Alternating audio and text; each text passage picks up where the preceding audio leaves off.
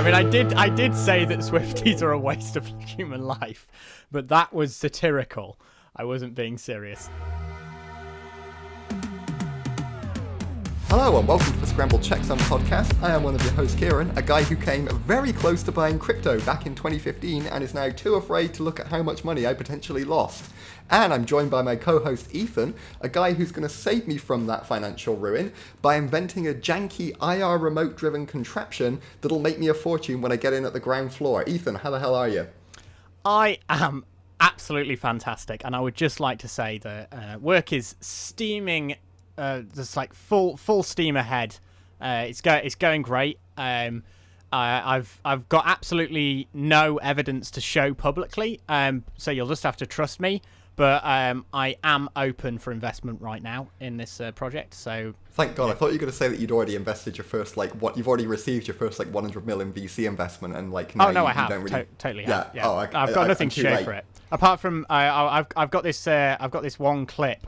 Of it's this one thing that it's going to remote control.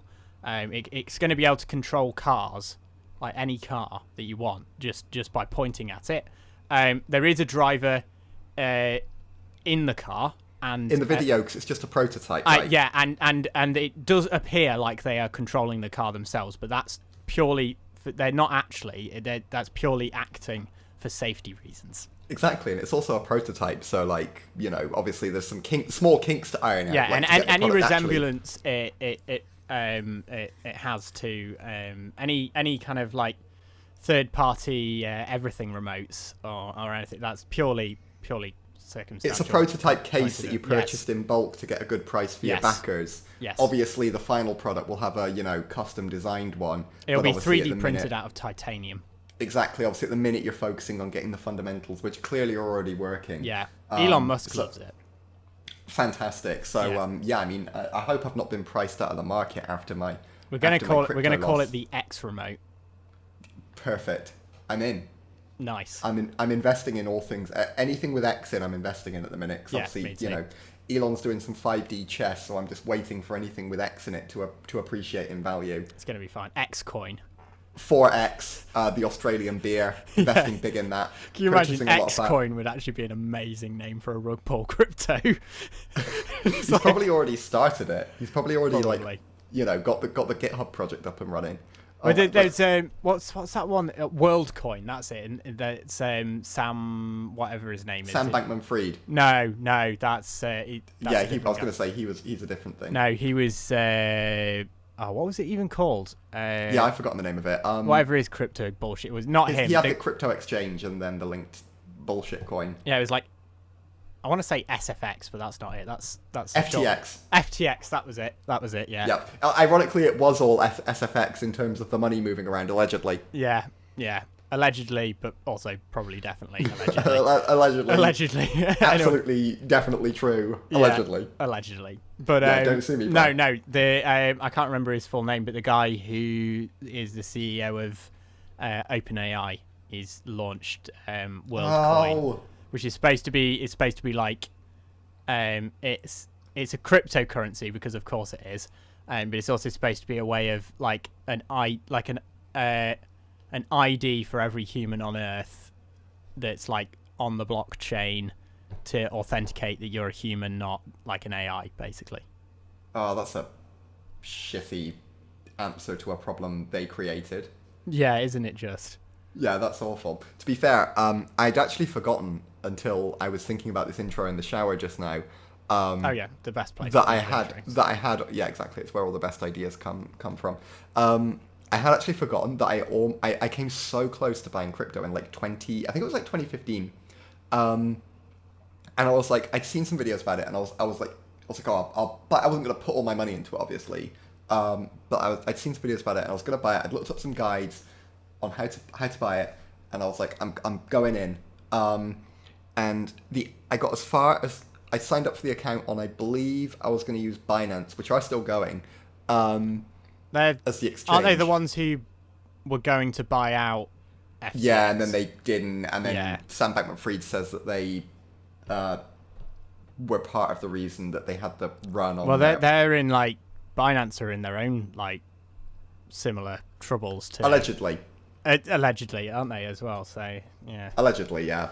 Allegedly, anyways, they're all a bunch of crooks. yeah, I was gonna.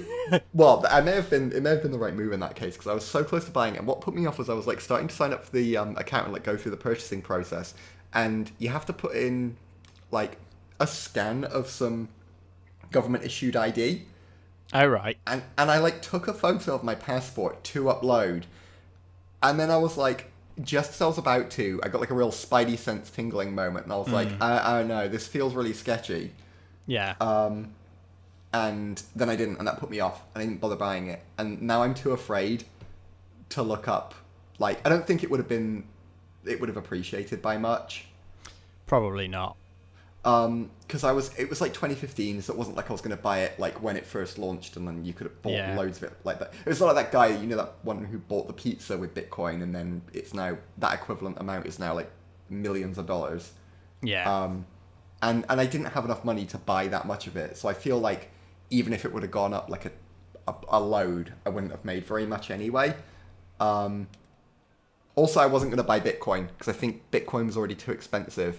I was going to buy a different one called Ripple because I'd heard that it was going to be used for actual like banking. That's why I was like attracted to it because I was like, oh, this will actually be used for stuff in the real world. Yeah. And How then, many times have we heard that since? Yeah, right. And then I was going to buy it, and then obviously I got the passport thing, and then I didn't. And then like it started going down like a few months later, so it's not even like thankfully, I don't know, that would have felt really bad, you know, if you'd have been like, oh, I was gonna buy it, and I just didn't want to put my passport in, and I would have made. Yeah, that is. I'd been a millionaire. Yeah, I'm pretty sure there's like a whole thing. It's actually quite amazing, like the amount of places where you have to like send them a photocopy of your driving license or something, and I'm pretty sure, like one of the, I feel like it might have even been like a theory test question when I was doing my driving theory. There was like never photocopy your photo card ID. Wow, I thought it was gonna be. It's like, and it's but like so many companies like ask you to take a picture of your driving license, and it's Even like don't hotels, do this. Sometimes. Do they? I've There's never had that. I think it's more an abroad thing because they're worried that you might like just go and then you've left the country and then Yeah, you've done a load outside of damage. Yeah. But yeah, like I think and it's not like the chain, like Holiday Inn wouldn't ask you to do it or whatever. But yeah, I think like some smaller hotels might, just in case. I mean, it's got to be like I don't know. It's a data protection nightmare. Yeah, that's yeah. But I guess if you just don't care about that, then it's not really a problem. Oh well, yeah, no, it can't cause you any real world issues having your identity stolen. No, I meant for the businesses. Like if you just don't care about your customers' data, then it's no big deal.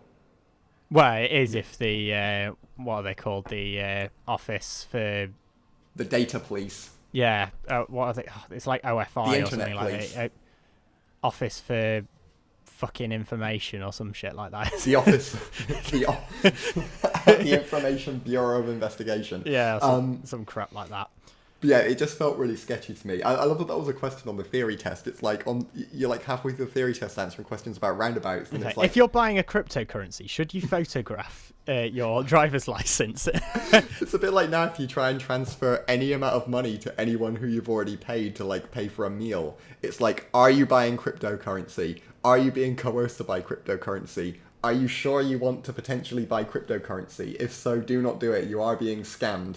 Yeah, there's scam warnings over everything. It's almost like they're almost like there's so many warnings when you're trying to do legitimate things that you might be being scammed, that it's like the boy who cried wolf, isn't it? And you're like more likely to get scammed. It's literally just user account control all over again. Yeah. It's just like training the users to just allow all. Yeah. Don't show again. Yeah. Bypass.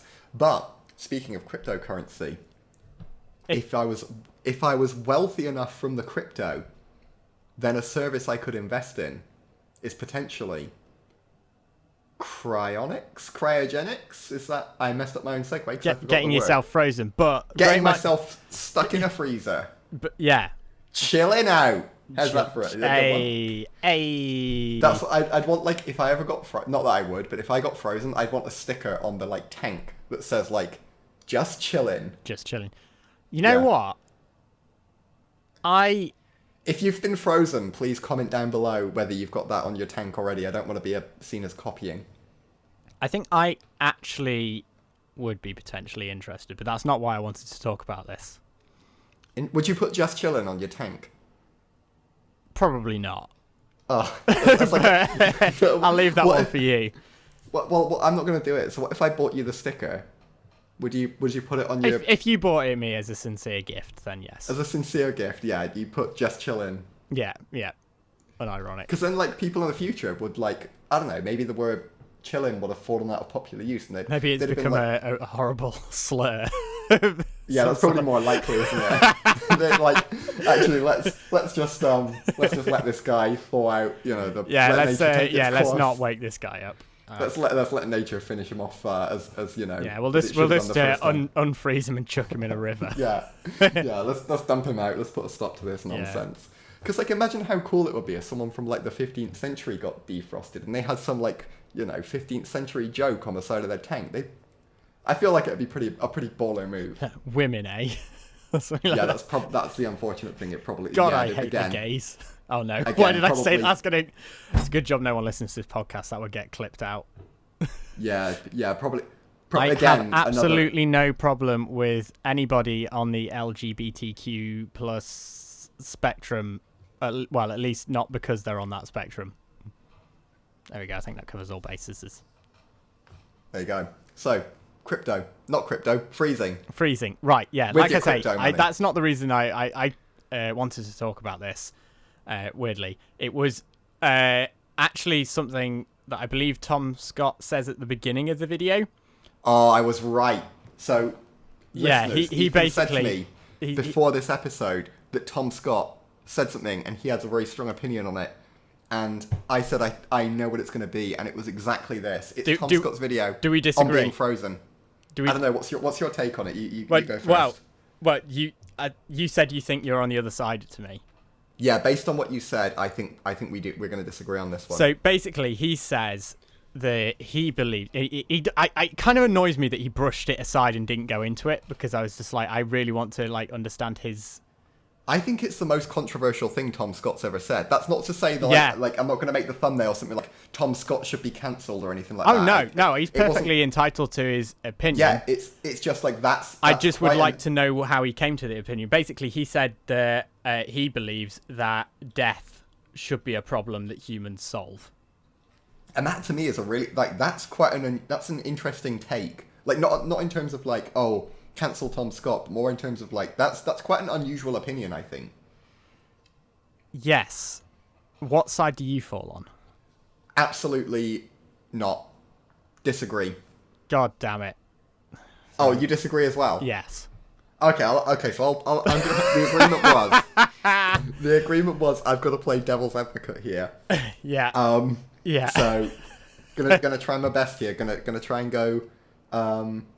Okay, yeah, gonna try and fall onto the Tom Scott side of the spectrum here. So why the hell do you think that's wrong, Ethan? Why have you got that wrong idea that death isn't a problem we should be trying to solve? So first of all, I do want to acknowledge that obviously death of someone in your life can be connected to an extraordinary amount of trauma. I do get that. And like, it's a horrible thing to go through. Yeah, like the loss of a parent or something, or a friend, or like, so especially if it's someone who's like, it's not their time, as it were. Like they've not, you know what I mean? Yeah, I know what you mean. Yeah. It's at any time, it's a horrible thing to go through. Yeah. It's a very traumatic event. Yeah. However, well, I think I've got. Well, my main concern is maybe not super existential. Like there's two concerns I've got. One, I feel like knowing that you're gonna die one day is quite a motivator for doing shit now, or at least for me personally, it is. But if that's not for you, then that's fine. So that's an individual. My greater concern, though, is one that I've kind of thought about. I feel like the only way that we progress as a species there's certain like ideologies. Humans become so fixed, and it seems to happen to us all, or the vast majority, like 99.99999% of people become stuck in their ways. And as we all know, as time progresses, usually things that we accept as totally okay right now, by the time we're like 80, are not necessarily super acceptable. Whether that's I think the guy buying sexist or racist or like any other kind of prejudice, I feel like certain like really just firmly held beliefs only die when the last person who held that belief dies.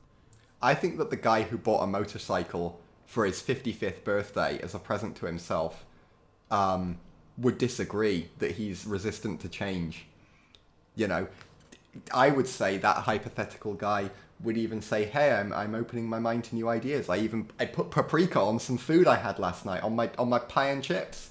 Yeah, he probably still says some kind of horrendous slur against homosexuals on a semi-daily basis. It's just an awful person. Yeah, and like, and prefaces it every single time by saying, "I'm not an ex, but," yeah, and then says something truly awful. Yeah, I'm not racist, but I wish someone from England ran the corner shop. Or something like that. Yeah, it's horrible. Please don't. Like that. Oh my God! Stop saying things like this, Ethan. I'm joking. I'm not being serious. Please do not clip me out of context. Thank you. This has been a public service announcement. Anyway, yeah, that's my major concern. Really, is I feel like the only way that some quite damaging belief systems die is when the people who hold them die. And if no one dies anymore, are we just gonna have a world that's overrun with like antiquated belief systems? Also, while I think of my devil's advocate thing, one of the like best parts about like shitty people existing is that you know that someday they'll die. It's true though, right? There's some truly awful people in the world right now, and I'm like, thank fucking Christ that they're quite old, and like I will see them die. Hopefully, like fingers crossed, you know. Yeah. Or, maybe if you start eating some vegetables and stop drinking so much Coca-Cola. If I eat some more fruits and vegetables and, you know, go doing some exercise occasionally, I will see some people right now who are causing some big problems in the world. I will see them die. And hey, well, you never know. Not that I'm not in any way insinuating that these are people that I believe to be bad people, but Elon Musk and Mark Zuckerberg are supposed to be having a fight, so you know that might, maybe they'll, with any luck, maybe they'll take each other out, but at least one of them might not survive. I wouldn't wish them any ill. I'm not wishing them ill, but if they're going to do something stupid and they die, then oh well. I don't wish them any ill will. They're not in the grand scheme of things, they're not that bad. Like they're not I wouldn't look up to them as idols, but I think there's worse people. Oh, there's definitely worse people, although I don't know, I would argue that both of them have been involved in some pretty kind of insidious, like especially Mark Zuckerberg with like the whole manipulation of public information and kind of, you know, I don't know, it's pretty shady. Led to some, super shady. I'd like to see, definitely led to some hate crimes being committed. I'd like to see like you know, commensurate consequences for that, but I wouldn't wish him personally. Oh no, I wouldn't wish him. No, but you know, hypothetically, he might be on my list of people who I wouldn't be super upset if they were no longer. I got a few people a bit higher up, but yeah. So you were saying there's definitely people who are way higher up. People whose names might sound similar to Vladimir Putin. Couldn't imagine who. But yeah, it's like stuff like that brings you a comfort, right? Yeah. But so you were saying about obviously, you know, harmful ideas dying out. You know, anything else that you got to say about you know, against Tom Scott thing while I'm just... No, I think that's it. You know, trying to think of... Okay, I'm going to have to think of something that... personally, I disagree with what Tom Scott says, but I get it. Like, I see I see how it's like something that, you know, it's a very traumatic event for a lot of people. So if there was a way to like not wave a magic wand and fix it, but like we'll link this video down in the description of down in the description. Yeah, you might have to copy paste it depending on what Kieran will platform probably you're on, forget because Ethan will probably remember when he goes over and checks Kieran's work. Yeah, to make sure I'm not fucked up. No, so I get it. Like, I know every time. Or I feel like Tom Scott's quite an optimistic guy. Like when I look at some of his other videos about other things not related to this, I feel like he's quite an optimistic guy. Apart from that series of very Black Mirror-esque videos that he did. Oh yeah, that was weird. Yeah, about like the earworm and stuff like that. That was very dark. God. That actually made me feel a bit funny for a while about listening to any pop songs just in case. But okay. Well, can you imagine if Taylor Swift was the only song you could ever remember? Karma is my boyfriend. It's already got you. See, that's why you listened to it last week, and now it's stuck. That's it. Oh, Kieran, you know what? I've started flaunting my wealth by buying flowers. By the way. Yeah, exactly. That's the only thing you're going to remember. Jesus, and next week I might knock a wall down with a wrecking ball. I mean, different artists, but again, if those two were the only. But yeah, the Flowers song is by Miley Cyrus as well. Yeah, I forgot that last week. Whatever.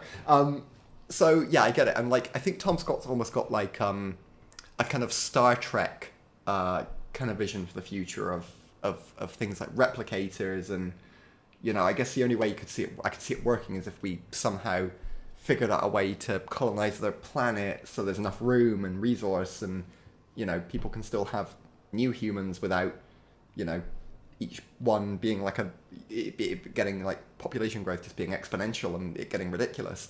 I don't think everybody would want to live forever though. No, but then that gets a bit weird, doesn't it? Because can you imagine, like, you say to, like, I don't know, you have to say to your kids, I'm kind of done with living, and they'll be like, well, what about me? And then what are you going to say? Like, yeah, I'm kind of fed up with you now. I can't imagine that many people would be like, at the age where their kids are not adults and go, you know what? Even then, I'm going to peace out. It's a pretty awkward conversation to have, isn't it? Like, oh, hey, dude, kind of don't want to. I feel like in this potential future, though, it'd be very normal, though, wouldn't it? I don't know. I feel like it'd be like come a certain point, people make a decision to either. It's like, yeah, that's meet an awkward conversation to have, though. You say to your friends, like, you guys are great. I wish I could hang with you guys forever, except, would you look at the time? I'm 85. Sorry, Yikes. guys. Kind of had enough of you right now. I don't know. I don't think I'd take it like that if in this hypothetical, you know, I wouldn't either, but some people would, wouldn't they? Can you imagine? Yeah, and those are the people that we need to die. No. Especially like you say to your imagine if you've got like 4 kids and you have to say to them like, God, you bring so much joy to my life, but you know, I've had a good run. You know, if I didn't see you anymore, I wouldn't be too sad about it. Yeah, what are you gonna do? Yeah, I don't know.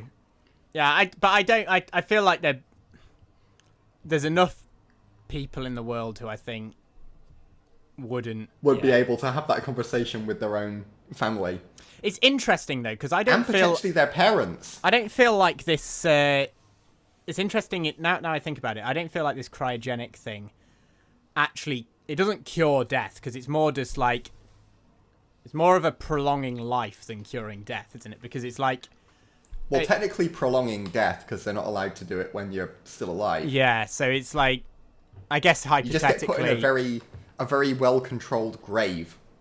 Yeah, it's like hypothetically, if they revive you, I guess then they might be able to like have some technology that theoretically means it's making yourself easier to revive, isn't it? Yeah. Just like, you know, give them like an easy mode resuscitation. Because that's I actually quite like the idea of kind of being able to like just wake up in 100 years and to see what the world's like. I'd find that interesting. I would hate to be frozen though. I don't like the idea of that at all. Well, even if you were already dead. Yeah, I would be absolutely, first of all, terrified that there would be some minuscule chance I'd be somehow like aware for all of that time. Another possibility that I'd wake up in some kind of dystopia. But then you could be the hero that saves the day. Well, like some old guy from the past who doesn't really know how anything works. Yeah, I'd be useless. like Idiocracy. Have you ever seen that film? No, I haven't actually yet. It's not quite the same concept, but yeah, similar. See, I'd like it if it worked like Futurama did. Then we'd all have a great time. But yeah, like just wake it up as some. They're like, oh, who's this has been? I'm still talking about Taylor Swift and Miley Cyrus, and they're like, who the bloody hell are they? Like, I can't make any, current references. I have to learn how everything works. I'm like, I don't know how any tech works. It'd be a nightmare. But wouldn't it be great learning though? I thought you were going to say, wouldn't it still be Windows 11 technically? Because they said it's the last ever Windows. I don't think they have actually said that about Windows 11. They said that about Windows 10. That was it. Yeah, and then it wasn't. Well, at least I'd still be able to use a desktop, not that they still exist. Well, probably not. You'd probably have some kind of neural implant, I imagine. But yeah. Well, or maybe not. Maybe we don't. Maybe that. Maybe it will be Windows 11. Yeah, maybe we'll go back to Vista. Maybe I'll be the hero actually in that. But I'm starting to warm to this idea actually of waking up as some kind of technical marvel where they're like, God, my computer doesn't work too good. What the hell's wrong? And I'm like, oh, just press Control Delete. And like, what the hell? We didn't know that was a thing. Keyboard. What the hell is this arcane input device? This is such a powerful input device. There's so much you can do with this. Macros, command line, keyboard shortcuts. This guy's some kind of genius. Wow. I like that idea. Or waking up and being like, hey guys, have you thought about watching videos longer than 1 minute? Yeah. And they're like, what? Huh? Long form content. What? Video essays. This guy speaks from the gods. Mind blown. But yeah, so trying to play devil's advocate is Tom's idea. I've been stalling and stalling here because I can't really think of a way to argue for it. The only explanation I can think of is he wasn't saying that we cure death for everyone. He was saying more that it's more like the option is there where you can, reliably be brought back a bit more effectively. I don't know. Or is he saying... is he saying death is something we should be fighting against? No, because then I was going to say, is he saying that we should just be curing more diseases? That's like, I don't think there's many people who are arguing on the side of diseases. No, right? I don't think that's. There's not too many people who are like on the side of diseases that kill people. So I don't know. It's like, is he saying that we should all just have the option to like live as long as we want? Because I just don't. I'm struggling to think of a reason why that works. Or like why that's desirable. Well, this is why I was so annoyed that you didn't elaborate, because I feel like Tom Scott's an intelligent guy. I feel like what's his angle? Tom, if you want to be a guest on the next podcast, can you imagine if, by some weird happenstance, he actually listened to this and then said yes? Maybe at some point in the next. I mean, he watched that guy that did the basically a Tom Scott video. True. So yeah, Tom Scott, if when you go on your break, you have a yearning to be on another podcast, other than the or if you'd like us to become, Lateral. if you'd like us to be on Lateral, either way. Oh God, I would be awful at Lateral every single time. I'm like, oh, I've so got this. I'm wrong. Yeah, so if you'd like Ethan to come on and make a fool of himself, not hard. and I don't know. I haven't actually watched too many of them. I've watched every single one of your other videos, but not Lateral so much because I only got so much time in the week. So I wouldn't know how it worked either. So I can also make a fool of myself, probably more of a fool of myself. And you can tell us more about your idea. The only thing I can think to defend it is like, how freaking cool would it be to have like more time of like some freaking kick-ass people, like. There's been some freaking amazing people in the past, and like, how cool would it be to have them still, like, whether they want to or not, I don't know, maybe they'd be fed up with whatever it was they were doing, but like, there's been some pretty kick-ass people, right? So like, how cool would it be to have like 50 more years of them like doing awesome stuff? Name some. Ramanujan. Maths prodigy. Is he the dude from India? Yeah, wrote to the... I don't know the full story. I've forgotten. I watched it in a video a while back. There's a film about him, isn't there? Yes. Yeah. Wrote a letter to a guy in Cambridge or Oxford. I forget which professor. It was like an absolute prodigy. Taken way too young. Like, could have come up with tons more like game-changing stuff. There's like tons more. That's more of a cure a disease thing, though, isn't it? Because he died of, what was it, like scarlet fever or something like that, wasn't it?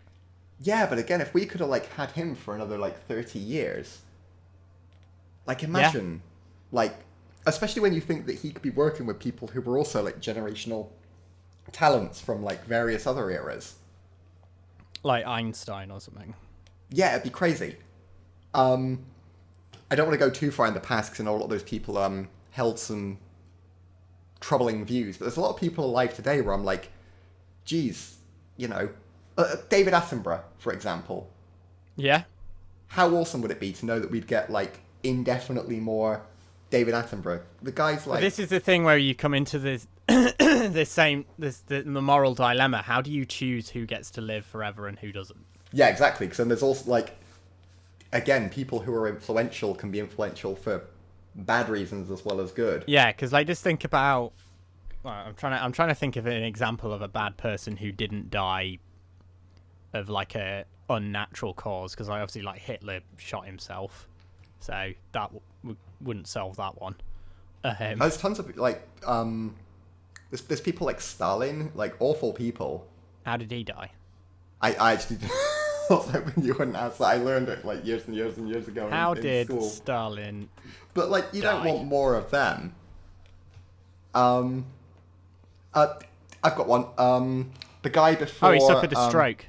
Yeah, there you go. Age 74. The Kim that came before the current Kim in North Korea. Kim Jong. He died of natural causes, I believe. He was pretty old. I can't remember if it's Jong Il or Kim Il Sung. But yeah, whichever one of those came first. You don't want more of them. Kim Il Sung died in 94. Yeah, so like you don't want more of him. But like give us a ton more David Attenborough. Hang on, I want to know how he died. He had a sudden heart attack. Yeah, so like we don't want more him. But give us more David Attenborough for sure. But that's where like I don't know, that's why I'd like to get more info from Tom Scott. Yeah. I think we've exhausted this topic. I think Tom should honour us in January. Yes. With a guest spot. I would love to, and even if he doesn't, I would love for him to do a video. I just think it would be fascinating to hear like a debate on this topic, like between two people who actually disagree. This is why I was really, really hoping that you disagreed with me. I didn't think you would. That's why Tom should get us on. And also, if they could debate whether Just Chillin', good or bad. Yes. That first actually, and then if there's time, go on to the more the topic with a bit more levity. But yeah, Just Chillin', yay or nay? I'm a hard yes. Ethan's undecided. Would only do if it was a sincere gift. I would do if it meant something to someone else. I'd do it, but I wouldn't do it just for It wouldn't mean anything to you. You'd be in the tank thinking, bloody hell, I look like a freaking loser. Well, do you know what? Do you know what else, or who else might be feeling like a complete loser? Who's that? LG. After Kieran's savage burn of their smart devices. Life was not good. No. What's been vexing you, Kieran?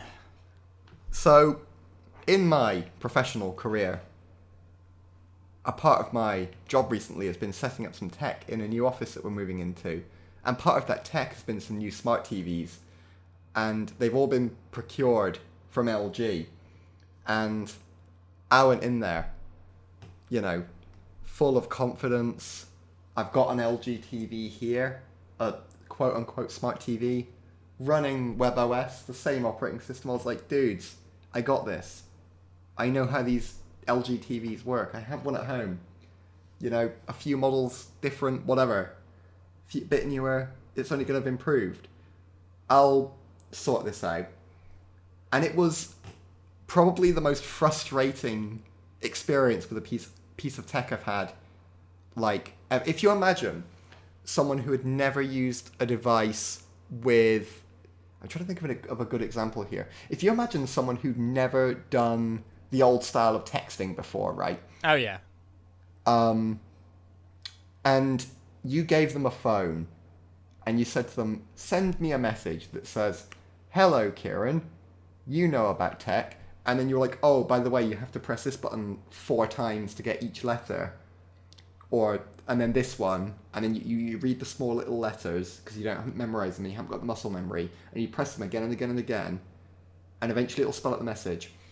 But that was also in a world where touchscreens existed, and there was better ways to do it, that the person you were explaining that to knew about. Imagine how angry they'd become trying to do this. Imagine how angry someone who'd only ever used TikTok would become if you had to send them back to those days. Yeah.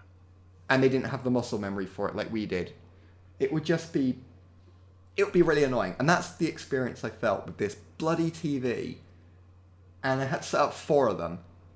Okay. And so I can paint you a picture of the situation. Yeah, go on. And you can tell me if you think it's a symptom of our times. Yeah. Of the smart times. I mean, I've got to be honest, I've never used WebOS, so I feel like you'll feel this pain. I've seen like videos, reviews and stuff of TVs that use WebOS, and I've heard unfavourable things, but...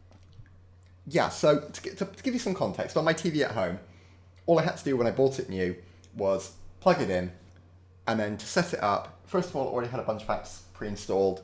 I just connected it to my Wi-Fi, went to the app store, downloaded the ones I wanted, and then that was it. I was done. Yeah. This one, which I assume would be the same, I went on, first of all had to connect to the Wi-Fi. That's fine, was expecting that. Next step, you have to register a bloody LG account. Right. To even download an app. Yeah. So I had to go through 4 menus, first of all, agreeing to, opting out of various personalized advertising. Each time, it was saying you'll get a worse experience, you have to turn this off and you'll get a non-personalized experience. I'm like, yes, exactly that, I want that. Then I had to register this LG account, which trying to type in a suitably strong password and a full email address on a TV remote is a horrible nightmare. Especially when the TV remote has motion controls, which keep kicking in and suck. So was there no way that, for it to do, go to lg.com/register or something, on a lot of apps now for TVs, you got, scan the QR code, do it on your... Yeah. Yeah, no. I could have probably found a link and registered the account, because I'm sure there would have been a way to do it. Yeah. But there was no, easy, if you just connect to the same Wi-Fi network on your computer, type this code in and it'll do it, everything else works. Yeah. And I was already pissed off, because it's why do I have to register an account to download an app? I mean, it's pretty standard practice on, say, a smartphone. But, why on a TV? What am I going to use the account? What benefit do I get from having an account? If you set up another TV, you can carry over the config. Who outside of a professional setting has multiple TVs they need to set up with the same config? No, I'm more thinking, down the line, you buy a new TV. Then have a migrate feature where you just put in, a code and it, migrates it over if they're both switched on. What if your TV died and then I can cope with downloading 10 more apps. I'd rather that than register the account, to be honest. But that's fair. I get your point on that. I mean, that's totally not why they make you do it, but no, absolutely not. That's the other frustrating part. But yeah, so then I had to sign in, type in this bloody password on this stupid remote, and then they make you enter the password twice when you set up the account, like everything does. That's fine. That's just a little bit painful. And then once you've done that and hit create account, you have to then validate the email address within 48 hours or they delete the account, which again, fair enough. You have to validate the email. Fine. Don't really know what email alerts they're sending you. Then it doesn't just log you into the TV. You have to then log in again after you validated the email. What? Yeah, so that's now 3 times I've had to enter the password. 2 times I've had to enter the email address just to log into this new account. On a remote. I'm like, who tested this? Yeah, that is a bad experience. It's really annoying. Anyways, then I thought, well, at least finally, the problem is solved. Then apparently I discovered that the App Store doesn't reliably work if you haven't entered your location, which I skipped during the setup because I didn't see why my TV needed to know where I was. Well, why doesn't it reliably work? Don't know, just something I saw online. I couldn't download any apps was the problem I was having. Googled it. Someone said if you don't enter your location, it'll struggle with apps. I'd seen it in a few places. Don't know if that was the root cause, but it was a fix I'd seen. Huh. Forces you to enter a full postcode. Whoa.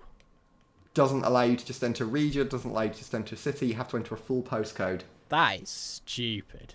It's like, what's this for? Like, So stupid. why can I not just enter England in a drop down that I can scroll through quickly with the scroll wheel? Why do I have to type in again a full postcode? But yep, had to do that. I don't know if that was a fix. Well, I can safely say that I'm never buying an LG TV then. Yeah, would not recommend a new one. My current one that I've got, dream to set up, super easy. Yeah, then the next step was, it was still not, basically it wasn't downloading apps was the fault I had. I wanted to download YouTube on it. Went to download the app. It said, again, another fault. The error message I got was, the app could not be installed. Awesome. Which, it's like, what does that mean? I mean, that goes back to a topic we had on Yeah, a previous talked about that a podcast, while wasn't it, about ago. friendly error messages. Yeah, so just it wasn't even friendly. It didn't even have a smiley face or like, sorry, Or we a messed up. patronising. Oopsie, app couldn't be installed. Don't Nope. turn me off while I'm installing something. Yeah, please don't turn me off. Yeah. Or Please freeze me if I die. yes. No- Yes. no Please such- let me live forever. Yep. Yeah, none of that. Just said the app could not be installed. So that trying to search that for troubleshooting is just a waste of time because you get nothing. Because it's the error that everyone gets for anything. The like troubleshooting tips or stuff like make sure you're connected to the internet. It's like, But, like, okay, yes, I now know what? I'm connected to the internet. yeah. Fuck off, you What numpty. next? So I couldn't do that. Apparently, another thing I found, you have to install a firmware update as soon as you get the TV, or it can't install apps because it's on an outdated version when it arrives, even though it's a brand Nice. new Why model doesn't it just SKU. do that automatically? Yep. Nope.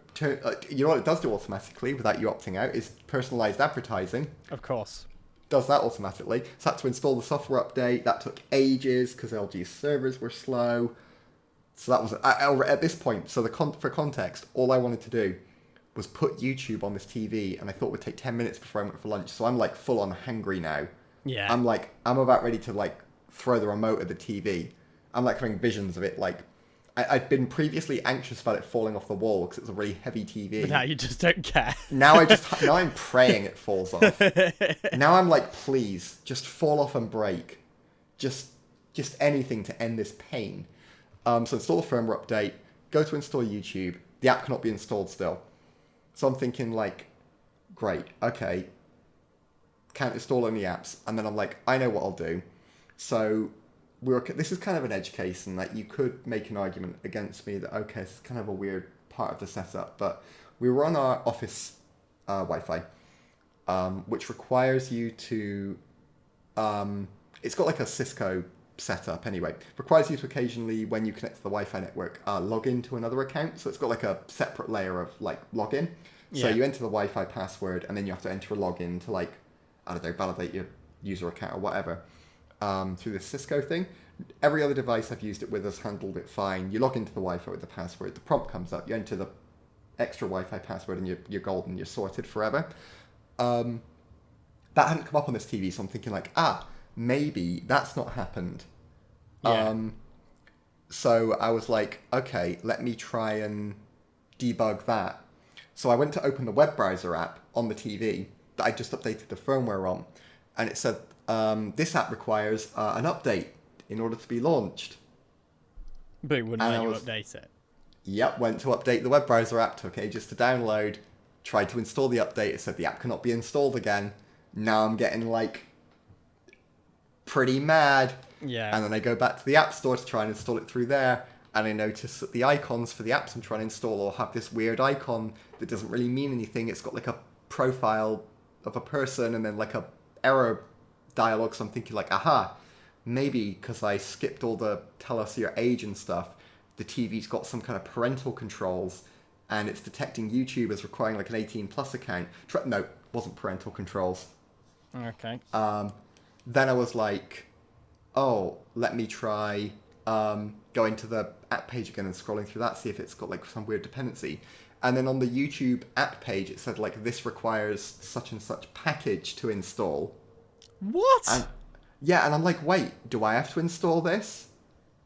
Like, what? It was like a Linux sounding package name.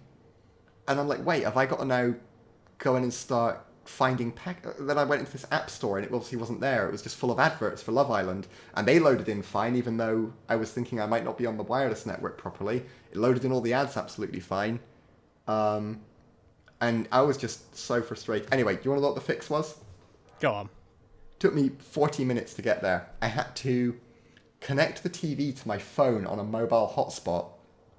Yeah. That then allowed me to download the web browser app update, which allowed me to then enter those Cisco credentials I needed to then go back and download the app. Wow. That is not... How is that the future? This is supposed to be better than old tech.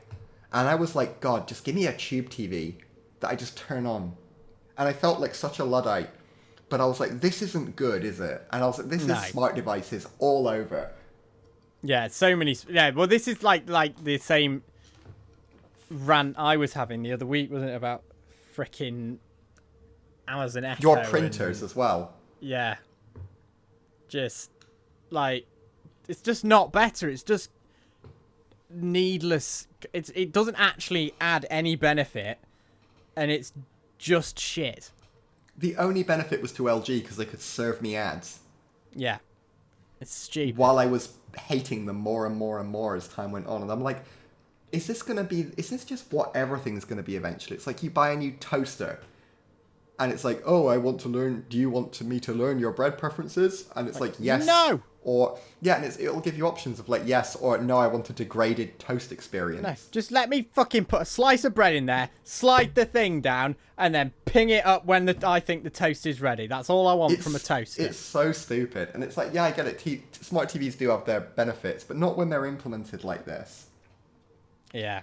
I mean... And you know what blasphemy I said? You said you'd like an Apple TV. Yeah. I said if this was an Apple device... someone would have been shot. Yeah. At Infinity Park or whatever they call it. Yeah. I was like, someone would have been thrown off that roof. Yeah. If they'd have presented this as even as a prototype. Then reversed over by various all the million Teslas that I assume are in the car park. Yeah. It's like honestly, someone would have, like, what's different though? Why do they not know this? Like, I don't know. This is just... It's like someone would have just used this once. I tell you what isn't a shit smart TV experience. Roku. You're a Roku champion, aren't you? I am. It's so underrated. It gets associated with those cheap TCL TVs and stuff. But honestly, it's just no frills. It just works. That's what I want. I want just works. It's super... There's no bloat. You install what apps you want. You do have to have a Roku account, but it's super simple. You set it up on a web browser, and then you don't have to type in the password or anything. Oh. And you can control it easily from your phone. It even supports AirPlay, like Apple AirPlay. Again, I was wishing for that. If you want to cast to it from an Apple device, or you can't do it doesn't support Chrome cast. Although some apps have it built in, so you can cast to specific apps, like YouTube, for example, or Spotify. Nice. But yeah, no, I've had my Roku for 5 years now, and it's fine, no complaints. That's awesome, right? It's bloat. Yeah, it's great, and I even bought I bought one. It does have ads on the homepage, but literally just one at a time, and it's on the site. It's unintrusive. It doesn't get in the way. It doesn't cause your device to lag out or anything. It doesn't get in the way of you navigating through your apps or rearrange your apps to put it at the top or something. It's just it's just at the side of your app icons, and it's usually for a TV show or something, and you go, oh, actually I might want to watch that. That's the thing. I've got no problem with the ads. It's just Yeah. I don't like it when they're the only thing that works. Yeah, exactly. Yeah. It shows you where the priorities were. Yeah, I recently picked up a Roku 4K Express, I think it's called, for my parents. I got it secondhand. Not sponsored, from, by the way. From WeBuy.com, also known Also as not. Yeah. CEX, not a sponsor. Also not sponsored. Yeah. But I bought one because they have a Sony smart TV that's running Android TV, which I believe they've had since like 2016. So it's getting on a bit, but was not a cheap TV. Like, oh god, no, those Sony ones were. It's like it's a Sony Bravia something or other, and it's like a 50-inch, which at the time was fairly big. Yeah, that would have been like top of the line. Yeah, it was like over $1,000. It was quite an expensive purchase, but it just was. It was actually unusable. That was how bad it got. But it'd always been kind of sluggish getting around the smart TV interface. But it got to the point where it was actually unusable. Like, the frame rate was like low, and the audio was always out of sync, and apps would just like crash for no reason, and it would even lag out. You couldn't even just like switch between inputs for other devices because it was constantly trying to buffer in the background for the various. So my solution was buy an external streaming device, reset the TV, disconnect it from the internet, and since then it's been absolutely fine. There you go. Just using it as a dumb TV and using the Roku instead, and the Roku costs like £30. And the screen will last way longer now because like it's a good quality panel, I'm assuming. Yeah. Yet it would have been garbage. Yeah. There's nothing wrong with the panel in it. It's just because like one Android TV is a steaming pile of hot garbage, same as I presume WebOS is, with the freaking adverts plastered all over it, and just generally kind of crap user interface. But then it's just the TV itself, the processor in it is just like the cheapest shit they could possibly have thrown in it, because who the fuck looks at or barely anybody is going to pay any attention to what image processor or whatever. Screen playing the pre-rendered demo. Yeah, they're just going to look at the demos with all the vibrant colours in the shop and just go, oh, that looks great, I'll have that one. Or they'll just listen to the salesman talking wank about whatever TV they need to sell and how it's the best one for them, and then see this TV that we've got here that's powered off at the minute. Look at how crisp and dark those blacks are on this TV. Look at how deep the blacks are on that. Now, we don't have any other colours that it can render at the minute on this particular demo unit, but I'll tell you, those colours, they're popping. Yeah, when you see them, that's why people would have too good of an experience. They'd never leave the store because they wouldn't be able to look away from it. Yeah, exactly. All we can show you is the black powered off screen. Yeah, so it's like, honestly, like, if you're not going to build in a decent smart TV or whatever you want to call the device in there, then just build a dumb TV and to say, you know what, we couldn't do this great, but what we can do is make absolutely kick-ass panels with great color science, excellent contrast ratios, great brightness, and a decent array of inputs and outputs that you can use to your heart's desire. So have these and plug in your streaming device of choice, and Bob's your uncle. So here are two of my questions that kind of come from like a devil's advocate standpoint. Go on. The first one, I don't really think that there's a reasonable answer for, but it's like, part of me while I was doing this and fighting with this TV and getting mad was, is this just because I'm trying to outsmart it on the, like... So I tried to skip as much of the accepting of the terms and conditions as I could, because I didn't want to opt into anything. But so you shouldn't have to opt into all this bullshit privacy invading shit to use something that you fucking paid for and own. Because it's like, while I was setting it up, it presented you with like basically clearly a market research survey that said, what are you going to use this TV for? Obviously, I immediately skip that because I'm like, I don't. Why do you need to know? I can move my apps around myself. Looking at pictures of your mum. Yeah. you don't need to know what I'm going to use this like. Yeah. It's clearly just market research. I can order my apps around myself. Whatever other nonsense you're going to do in the background that's apparently going to make my experience better, I will figure that out myself. And then I like skipped all the location stuff because I was like, you don't need to know the location. I don't need to accept all these terms for LG marketing bollocks. So yeah, I agree with you on that. My other question was,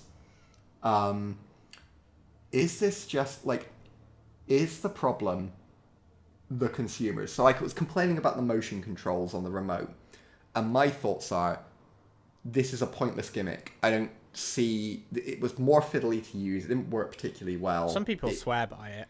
That's the thing, and I'm like, is the problem just that either I didn't give it a chance, or, and like the other gimmicky features too, right? Like all this nonsense, it had some AI upscaling of the sound, and it gave you a demo of what it did, and all it did was make it louder. Because, like, there's that... And there's science behind that, right? That, like, if you make something louder, it sounds better. If you give people, like, two pieces of audio and one of them's a bit louder, they're going to say the one that's louder sounds better. I think that's been, like, scientifically proven. Don't look that up, because I didn't. I'm sure I heard that. But I'm like, what is this nonsense? Like, are people really deciding what TV to buy based on whether it's got AI-enhanced sound bollocks? Or it had an AI picture upscaling too, and it showed a picture of some kid, and then the picture of him more sharp as like a before and after. And I'm like, what is this complete nonsense? Like, are you really telling me that you're real-time doing, like, full, like, AI upscaling of the picture? No chance. What are you doing? Beaming my picture off to some server farm somewhere that's doing the re-rendering? I mean, there's some genuine like AI like upscaling stuff that does happen on some TVs. Like if you've got a 1080p input into a 4K TV, they're like sharpening and stuff. I think calling it AI is a little. Yeah, I think this fanciful. is more the sense of like I was imagining that genuinely really impressive stuff. You know, when you see like AI upscaling will take like. Well, like the 1080 RTX one, and and it's like this TV is not capable of that. No, there's nothing in there that's going to be able to do that. It's not going to be able to. It's got some Billy Basic ARM processor in there. No, yeah, and it's probably doing something. Yeah, but it's probably just cranking the sharpness. Yeah, and it's the thing. It's like the sound thing. It's like just turn it up a little bit. It's like what? It might be doing some denoising or something, or why not just have it as the default then? If it's because it could fuck up some. I guess so. Yeah, I guess you'd want to turn it off, but don't call it AI. But I'm like, is this genuinely what people want? And like, or is it that TVs are so commodified now that the only way they can? I think it genuinely is that. Like most TVs are fine. Some are exceptional. Most of them are fine. So like the difference, so they need to put something on the box that is a proprietary thing. So when a consumer looks at it and goes, "Oh, like AI sound enhancement. Oh, that sounds pretty good because I've struggled to hear." And and I've heard about this, that AI tech. This one over there doesn't have, none of the other ones in the store have it, so I better buy this one. That's the problem, isn't it? And then they all have their individual source, like insert wanky bullshit marketing thing here that you can't is just say to this trap is a good someone panel. Do you think that we could make a business of just this is a good panel? Like this is a good TV. This is a good, probably not monitors. They've got a bit of.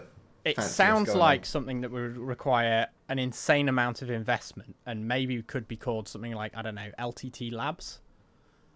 That's more like reviewing, though, isn't it? They're not making them. No.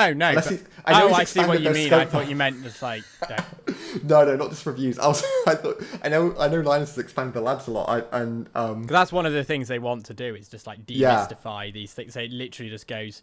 I mean, if you just want no nonsense, you just want like the best TV for HDR, or. But what if it doesn't exist? What if it's still got like a load of bollocks on it? Like, do you think there's any chance a company could just be like, this is a good toaster? and it's just like made of quality materials, and it just does. I know there's that Mitsubishi one from Japan that's meant to be really good. So that's probably a bad example, but like just no crap. I think, I don't know, I do feel like there's a bit of an awakening of, I don't know, maybe I'm just projecting this, but I do feel like there's more and more people who are pissed off with the subscription, data the mining, smart device, everything kind of.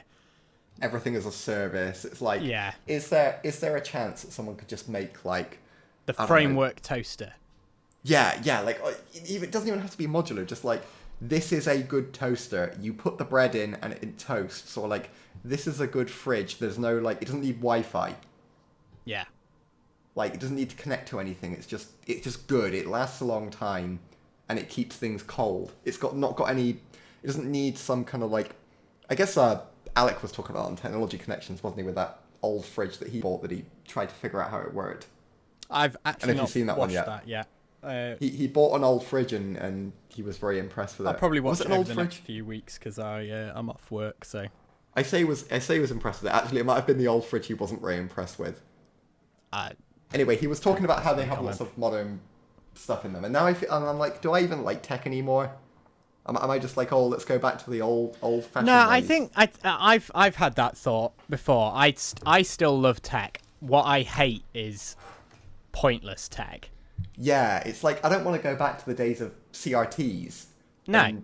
But that's the thing. I think like Lewis Rossman actually uploaded a video recently, and I'm also very aware of the time. I feel we probably should wrap this up.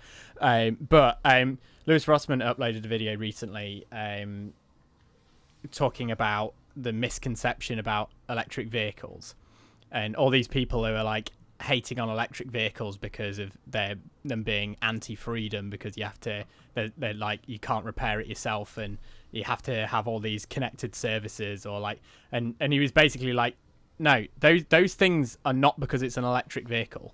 Those things are because that's the world we live in now, and it just so happened that electric vehicles didn't start becoming popular until that was the world that we live in. Like, yeah, that's how like, if you buy like an ICE car. Yeah, now, like most got, ICE cars are doing that exact same thing now as well.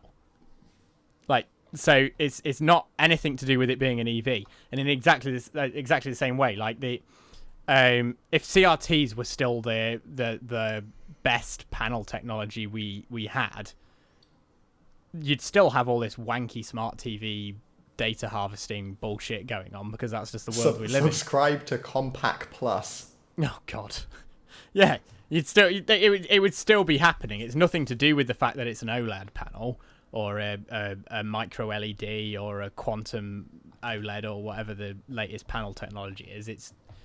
If we were still on LCD or plasma or whatever, then plasma, we'd still have this problem. Plasma Plus. Subscribe to your plasma TV's value-added services. You know what I think the solution to this is? Go on. We shut down the entire internet, except for the following platforms: YouTube, Spotify, Amazon Podcasts, Google Podcasts. I think I said Spotify already, but if not Spotify, you did. Deezer. I did, and Deezer. Deezer, yep. Is that all of them?